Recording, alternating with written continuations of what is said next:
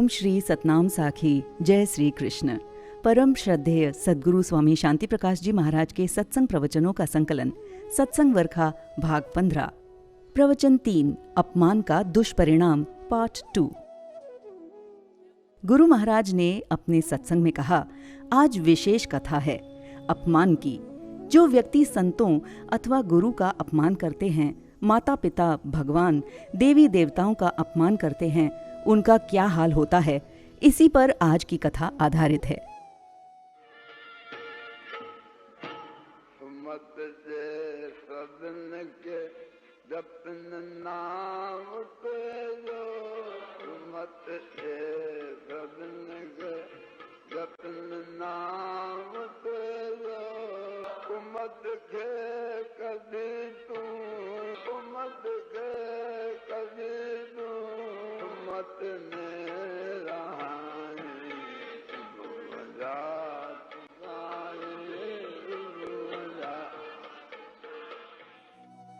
गुरु महाराज ने अपने प्रवचन में कहा, जय और विजय भगवान विष्णु के दरबार में पहरेदार थे।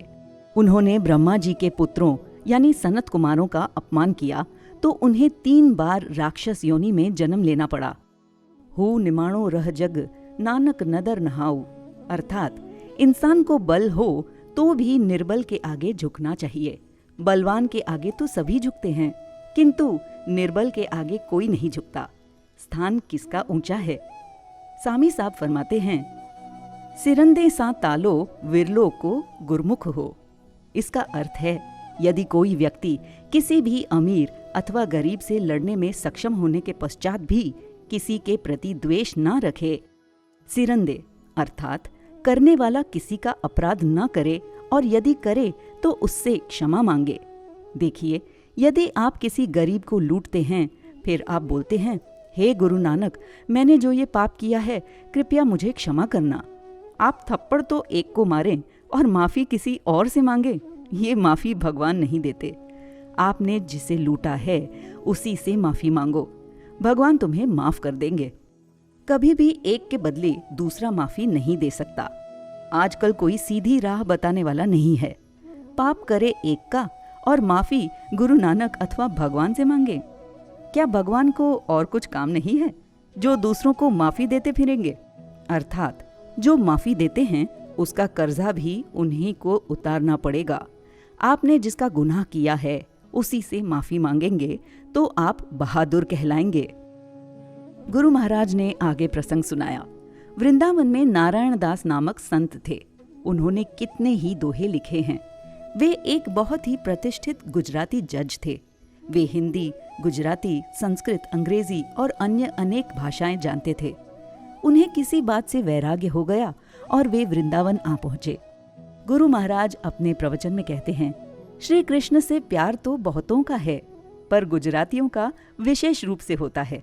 हमारे डोंगरे महाराज जी श्रीमद् भागवत कथा के परम रसिक संत थे। जब वे कथा करते थे तब प्रेम से उनकी आंखें भर आती थीं और सुनने वाले भी भाव विभोर हो जाते थे। ऐसी वाणी अति भाग्यशाली की ही होती है। हमारे एक प्रेमी थे, ईसर सिंह। वे जब कथा करते थे तो सुनने वालों की आंखों में पानी आ जाता था। एक बार मैंने उनसे पूछा, क्या आप स्वयं भी रोते हैं? वे बोले, हाँ, रोता तो हूँ, किंतु उसमें अंतर है। मैंने पूछा, आप कब रोते हो? तो वे बोले, जब मुझे भेंटा में पैसे यानी अरदास कम मिलते हैं तब रोता हूँ।